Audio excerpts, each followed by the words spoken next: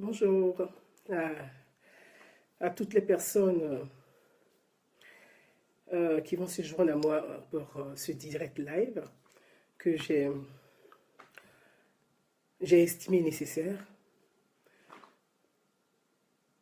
Je m'adresse à ce message ce matin s'adresse particulièrement à une certaine catégorie d'Africains de la diaspora, d'une certaine catégorie d'Africains qui vivent sur le continent africain. C'est à cette catégorie d'Africains que je m'adresse précisément et particulièrement ce matin. Je voudrais dire une chose à ces frères africains. Je voulais dire une seule chose. J'ai entendu, j'ai lu ici et là, j'ai vu par-ci et là, j'ai vu certaines vidéos circuler sur les réseaux sociaux, sur le web. J'ai eu beaucoup de messages d'agression verbale, parfois des menaces de mort. Je vais vous dire à vous, à cette catégorie d'Africains, je dis une catégorie d'Africains, à vous je m'adresse. Je vais vous dire une chose. Je n'ai pas de colère à votre rencontre. Je n'ai pas de colère. Je n'éprouve aucune colère, mais aucune colère à votre rencontre. Bien au contraire, j'ai beaucoup de compassion pour vous. J'ai beaucoup de compassion pour vous. Je ne vous en veux pas. Je ne vous en veux pas. Je vous pardonne.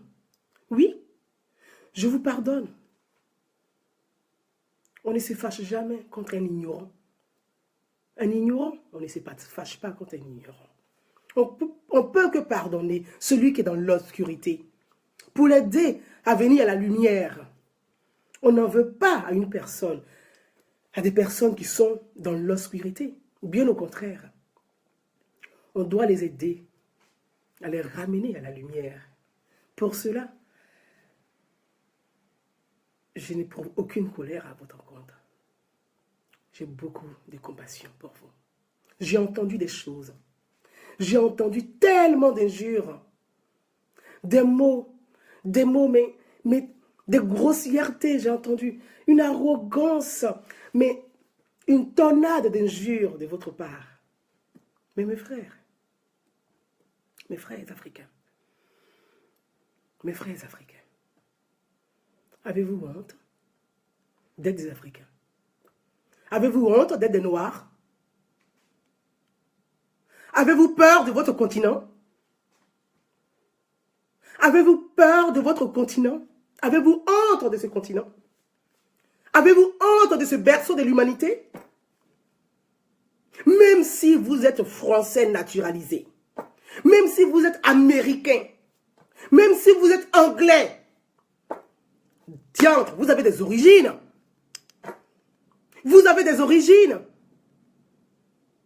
Avez-vous honte de vos origines? Avez-vous honte de votre culture?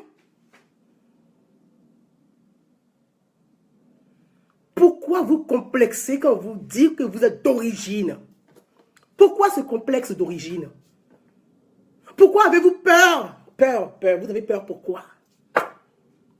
Quand vous dites français d'origine, vous paniquez. Et alors?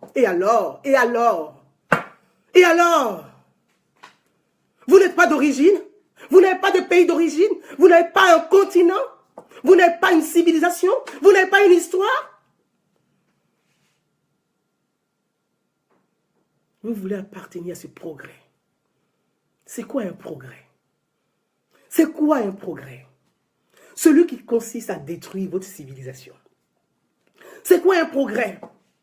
Celui qui consiste à détruire votre histoire, votre identité, qui fait votre fierté. C'est ça un progrès? Non. Oui, c'est vrai. Vous et moi, la différence, elle est là. Je ne fais pas partie de ce progrès. Non. Je suis conservatrice. Je conserve ma couleur de peau. Je conserve ma culture. Je conserve mes origines. Et j'en suis fière. Je le clame haut et fort. J'en suis fière. Fière d'être de race noire. Fière d'appartenir à un continent. Fière qu'on me dise, oui, vous êtes d'origine. Oui, je suis d'origine. Et je le dis fièrement.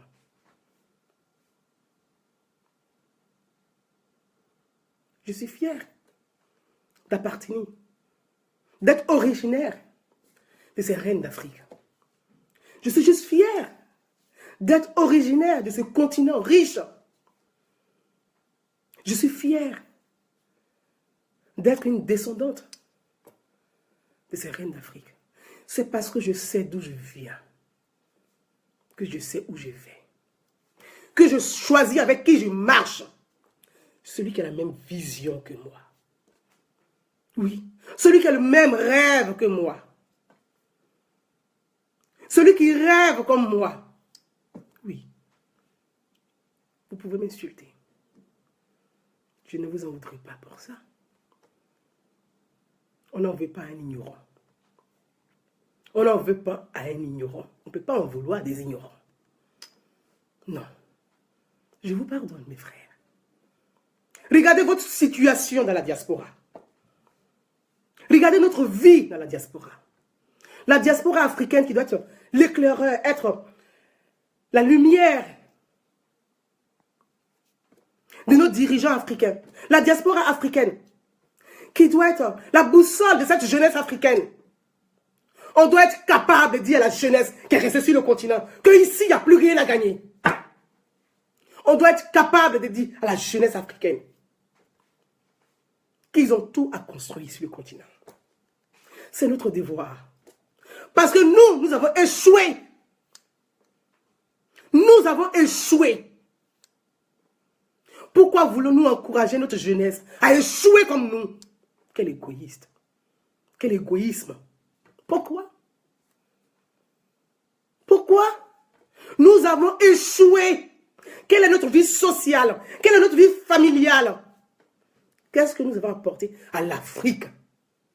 Rien.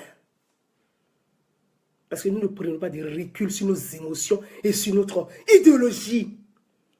Nous nous enfonçons dans le gouffre.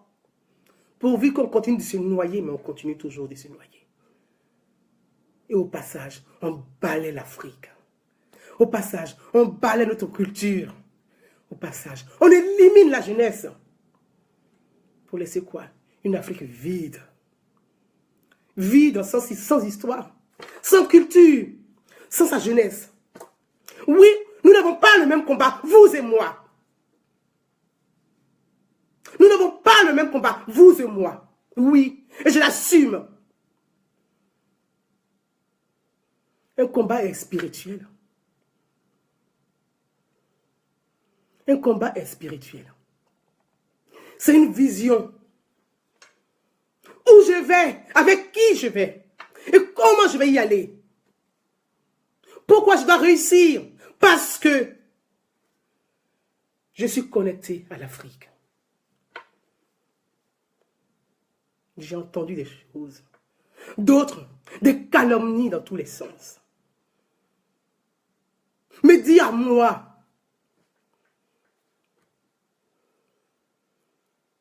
m'écrire que je ne voudrais pas que mes compatriotes, mes frères africains, soient régularisés. Oh, quelle bassesse! Quelle bassesse! Quelle bassesse! C'est petit, c'est pathétique, c'est ignoble, c'est triste. L'Afrique se meurt. L'Afrique se meurt. Mais avec qui? Avec vous. Vous, les collabos, des colons. Vous, les collabos des capitalistes. C'est vous qui tuez l'Afrique. Avec qui? Avec vous, qui n'avez aucune vision pour l'Afrique. Il n'y a que vous. Il n'y a que vous. Cette petite maison HLM pourrie qu'on vous donne. C'est ça qui vous intéresse. On vous loge avec vos nombreux enfants. On vous donne des salaires. C'est ça qui vous intéresse. Et rien d'autre qui vous intéresse. L'Afrique, vous vous en foutez. Pourvu qu'on continue de vous donner des miettes, l'Afrique, vous vous en foutez. Vous n'avez aucun programme pour l'Afrique, aucun projet pour l'Afrique, aucune vision pour l'Afrique. Pourvu qu'on vous accorde des allocations familiales, c'est ce qui vous intéresse. Non mais, d'un diacre. Vous avez traversé 6000 km pour des allocations familiales? Vous avez traversé les 6000 km à la recherche de connaissances que vous allez rapporter à votre mère, votre patrie. C'est de ça il s'agit. C'est ça le rôle de la diaspora. Regardez nos vies dans les cités aujourd'hui. Regardez la vie de nos enfants. À quoi ils sont exposés. Ça fait 60 ans que ça dure. Ça fait 60 ans que ça dure. Vous habitez des cités dans lesquelles les chefs de ces cités sont des bandes de racailles, des dealers de drogue. C'est eux qui gèrent la cité. Quand vous rentrez du travail, vous devez leur dire bonjour la tête baissée, comme si c'était votre père et votre mère. À des gamins de 12, 15 ans. Vous, un père de famille, une mère de famille, qui revenez du travail, vous devez dire bonjour à ces gamins la tête baissée, parce que c'est eux qui décident dans la cité. Vous travaillez le jour. La mère qui garde des enfants. Le père qui fait la sécurité la nuit. Vos enfants, ils sont où? En journée, ils sont à l'école. Quand ils rentrent, ils sont avec qui? Ils côtoient ces délinquants au quotidien. Ils côtoient ces dealers au quotidien. Vous avez quel temps pour ces enfants? Vous avez quel temps pour ces enfants? Ils sont délaissés à eux-mêmes. Parce que vous partez chercher du pain pour eux. Ce sont des zones de non-droit, où la loi n'existe pas. Il n'y a que la loi des dealers qui existe dans ces zones. C'est ces quartiers que vous, Africains, vous habitez. En grande majorité. Vous habitez ces quartiers où la police ne doit plus rentrer. Vous habitez ces quartiers où quand il y a un blessé, les pompiers sont interdits. Vous vous rendez compte de quelle vie vous êtes. On vous a soumis à ça. On vous a déposé dans ces zones. On vous garde dans ces zones. Comme une sauce dans une marmite qu'on couvre. Et vous restez là-dedans. Vous ne sortez pas. L'intelligence ne vous met pas en tête. Vous sortez un peu la tête. Vous dites, mais merde. On a échoué. On doit réussir celle de nos enfants. On doit quitter ces quartiers. Il faut qu'il y ait la loi dans ces quartiers. Quand on parle de loi, vous êtes les premiers à être indexés. Où on n'aime pas les noirs. Qui est le grand perdant? Qui est le grand perdant de ça? Qui perd? Pensez-vous que c'est ceux qui votent les lois qui perdent? Ou c'est vous qui perdez? Ces enfants dans ces quartiers, quand vous n'êtes pas là, qu'est-ce qu'ils font les dealers?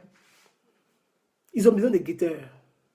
Vos enfants, vous allez au travail pour eux. Ils utilisent vos propres enfants. Ils leur demandaient des guetteurs de surveiller pour eux.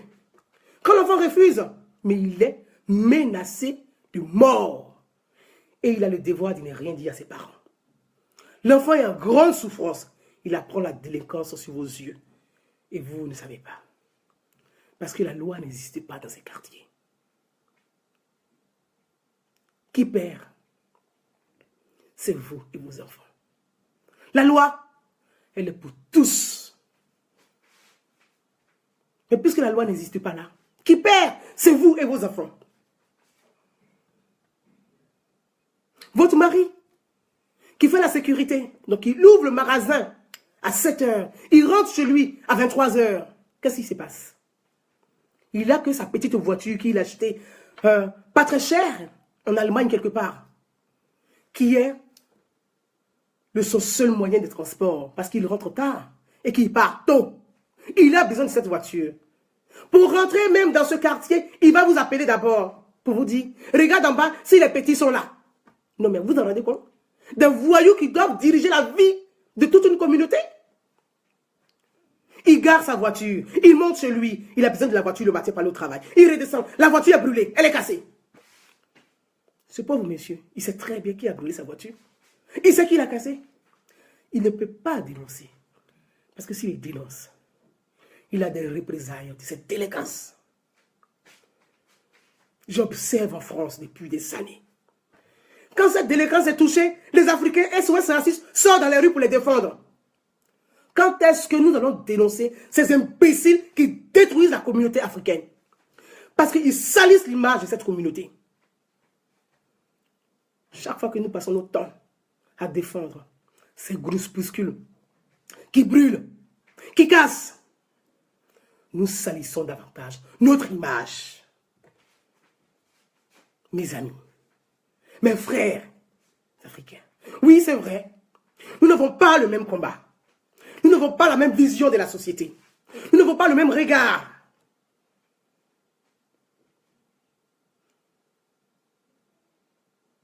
Mais nous sommes des frères. Et je ne vous en veux pas pour tout ça. Je ne vous en veux pas pour votre ignorance. Je ne vous en voudrai jamais. Je vous pardonne. Parce qu'on pardonne toujours à des ignorants. J'ai de la compassion pour vous. Parce que vous n'avez rien compris encore de la vie. Vous n'avez pas compris. Rien compris de la société française. Vous n'avez rien compris de la vie politique. Vous n'avez rien compris des institutions politiques. Vous êtes encore dans l'obscurité.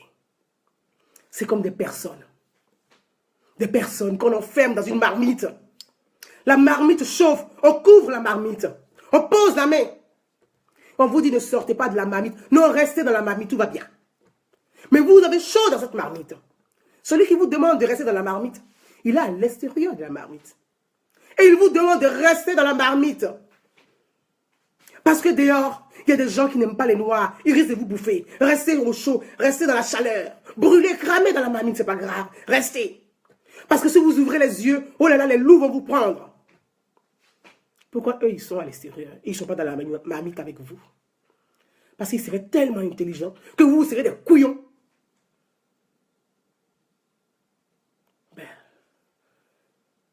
Il y a des fois, il y a des personnes qui bravent la peur et qui décident de sortir de la marmite pour voir l'extérieur, comprendre, observer d'eux-mêmes, respirer l'air de la liberté. Mais ces personnes, ceux qui sont dans la marmite les insultent, les injurent, c'est normal. Parce qu'ils sont dans la chaleur. Ils chauffent. Ils sont dans une chaleur épouvantable. C'est leurs angoisses qu'ils expriment. Quand on sort de la marmite, qu'on a de l'air, on a cette liberté, on peut avoir que de la compassion pour ceux qui sont dans cette marmite. Mes frères, j'ai de la compassion pour vous. J'ai de la compassion pour vous. Je ne vous en veux pas. Je ne vous en veux pas. Comme disait un philosophe français. Mon malheur, c'est que j'ai toujours eu une longueur d'avance sur les autres, sur les événements. J'ai une longueur d'avance sur les événements. Et ceux qui ont un retard sur ces événements sont toujours les premiers à m'injurier. Mais ce n'est pas grave. Bien au contraire, c'est ma mission. Celle d'éclairer les lanternes, c'est ma mission, c'est mon devoir de vous dire, même si ça fait mal, qu'il est temps de sortir de cette marmite qui chauffe depuis 60 ans. Il est temps de sortir de cette marmite. Sortez de la marmite. Regardez la vie de nos enfants. La diaspora africaine. Nous avons échoué sur le continent. Nous échouons à l'extérieur du continent. C'est quoi cette diaspora? C'est quoi cette diaspora? Réussir en tant que diaspora, ce n'est pas d'acheter une maison dans son pays d'origine. C'est d'apporter la connaissance pour participer au développement économique, social, sécuritaire de son continent. C'est ça une diaspora. C'est ça une diaspora. Regardez Christophe Colomb, son histoire qu'on nous a racontée à l'école. La pomme de terre, quand on mange avec du ketchup, on est bien content qu'on est dans notre canapé. Cette pomme de terre est venue de l'Amérique. Il a ramené pourquoi? Pour aider la France, les Français. Aujourd'hui, les Français sont les meilleurs en frites. Mais cette pomme de terre, elle vient d'ailleurs.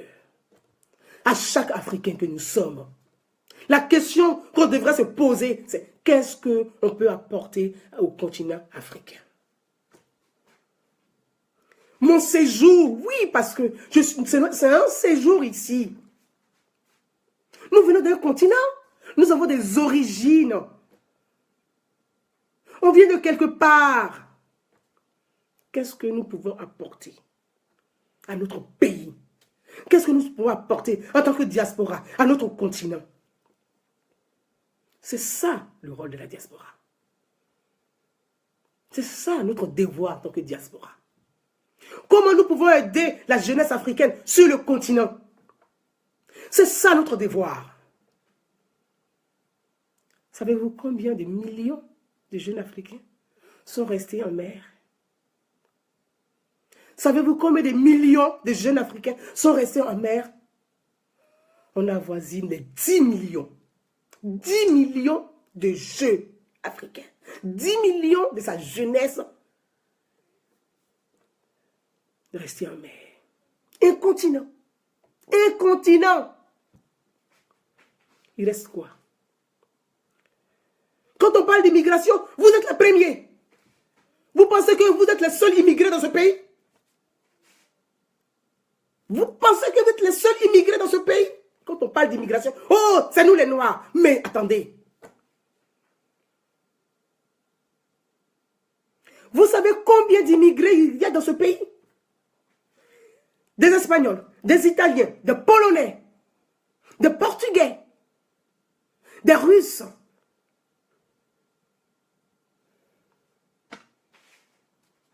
Des Anglais, des Américains. Vous savez combien d'immigrés il y a dans ce pays? Les Chinois sont plus nombreux que nous les Noirs.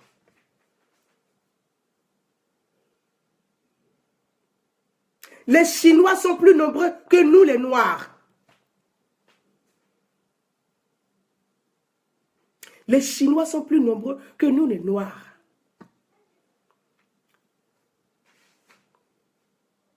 Quand on parle d'immigration, pourquoi c'est vous qui tremblez? Quand on parle d'immigration, c'est vous qui tremblez dans tous les sens. Pourquoi? Pourquoi? Pourquoi c'est vous qui tremblez? Vous êtes les seuls immigrés ici? Ou bien c'est vous qui ne voulez pas respecter les lois là, c'est vous alors? Parce que ici là, il y a des Algériens, il y a des Marocains, il y a des Tunisiens. Vous êtes sûr que les Noirs ne respectent pas les lois ici? Quand on parle d'immigration de lois, oh c'est nous les Noirs, ils n'aiment pas les Noirs. Mais attendez. Pourquoi vous portez le bagage des autres même? Pourquoi vous portez le bagage des autres? Le bagage des autres que vous mettez sur votre tête, c'est pourquoi vous n'avez pas assez de bagages comme ça. Pourquoi vous portez le bagage des autres?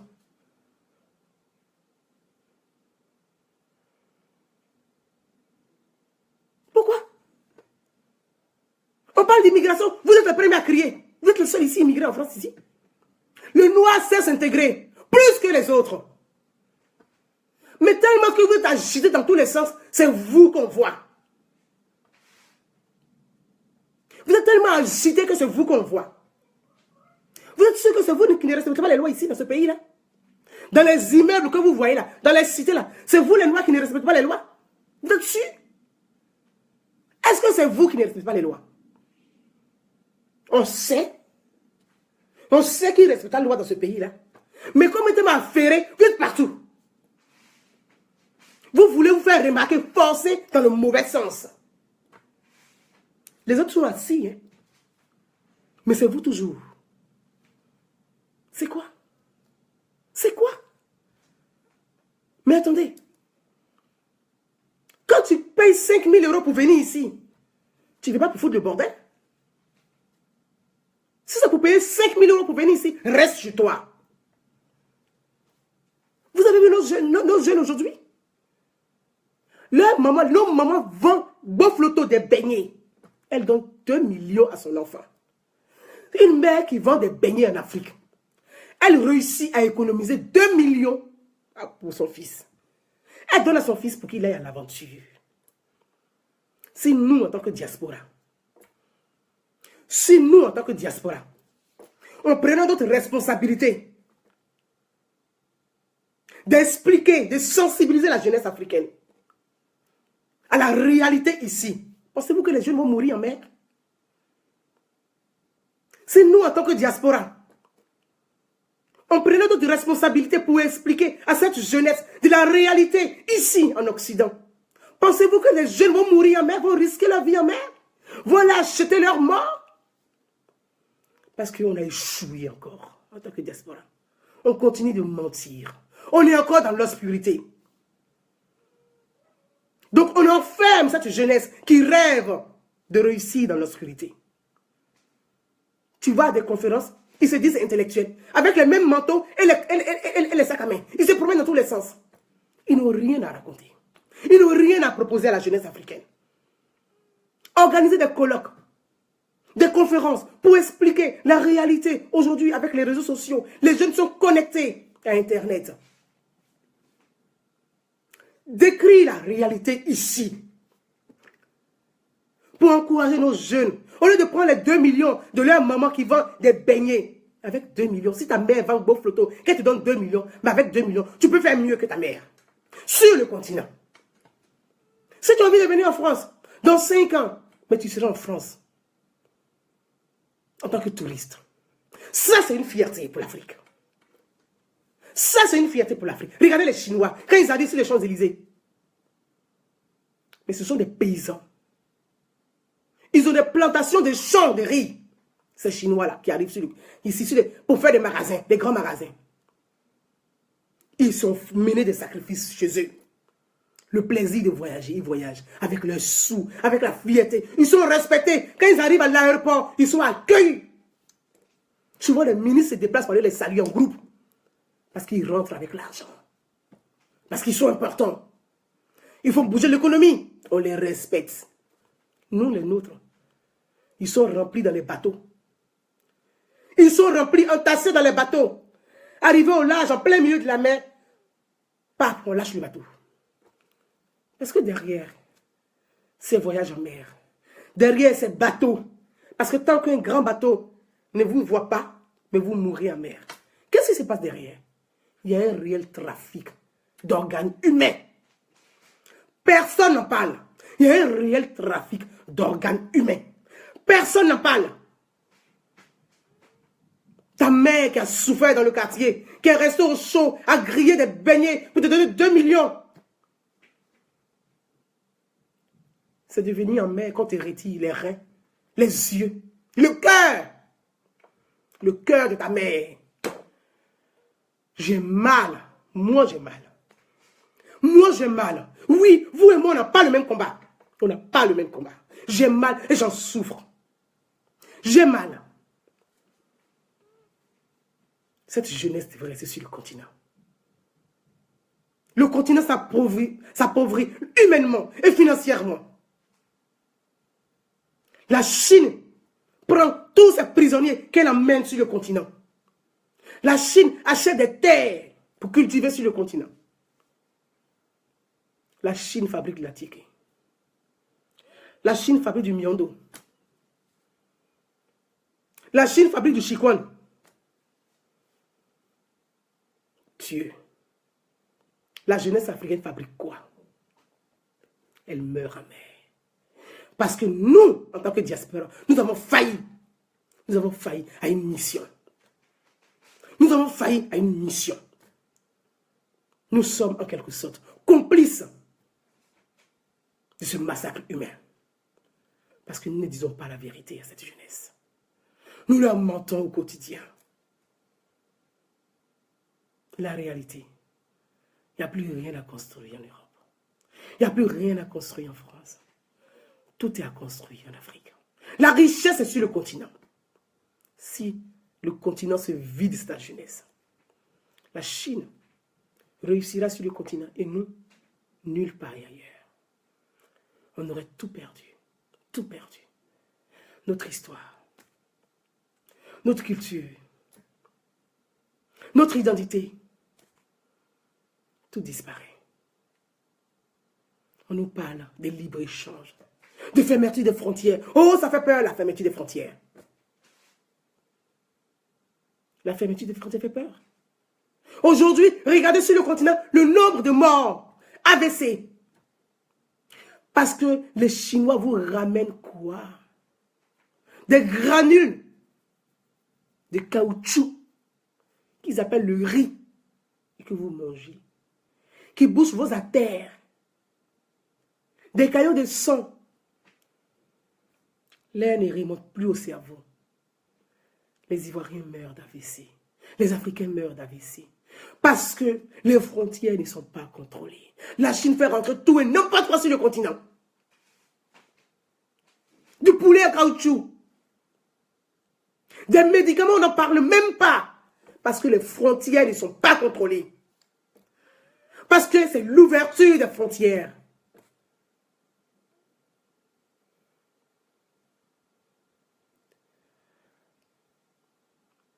Je vois beaucoup d'Africains s'habiller, de la diaspora s'habiller comme Patrice Lumumba. Je les vois s'habiller comme Patrice Lumumba.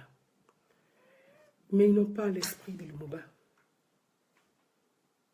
Ils s'habillent comme Lumumba, mais ils n'ont pas son esprit.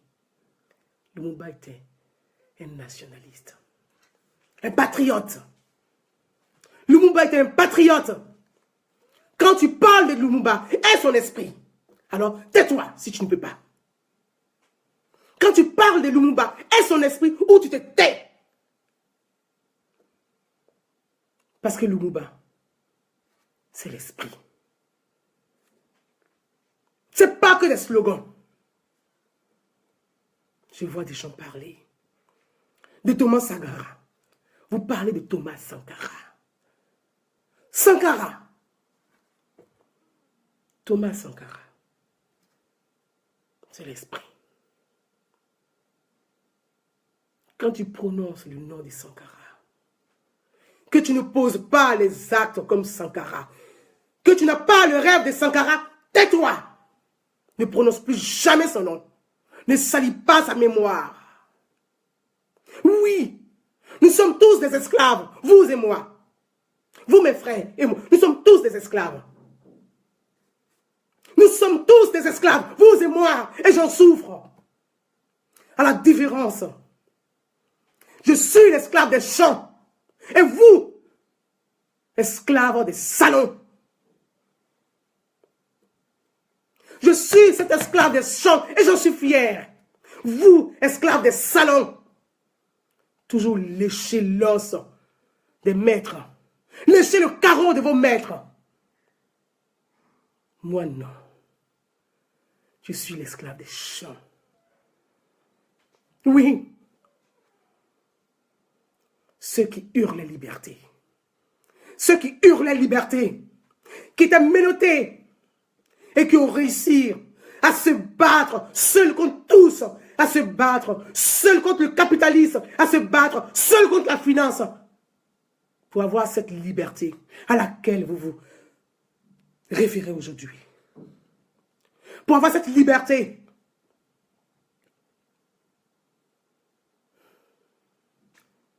Dans l'histoire, l'histoire se répète toujours. C'est la même histoire, habillée autrement. Quand les esclaves des champs hurlaient sous la chaleur, hurlaient liberté, ceux des salons les injuriaient. Mais à la libération, les premiers à se réjouir étaient ceux des salons. Parce qu'en réalité, ils étaient plus en souffrance que ceux qui étaient dans les champs. Parce qu'en réalité, lécher l'os comme des chiens fait souffrir. Je ne vous en veux pas. esclaves des champs, je ne peux pas vous en vouloir, esclaves des salons. Je me battrai auprès de ceux qui veulent la liberté, pour obtenir cette liberté et pour que vous soyez libres, vous aussi. Parce que vous êtes mes frères.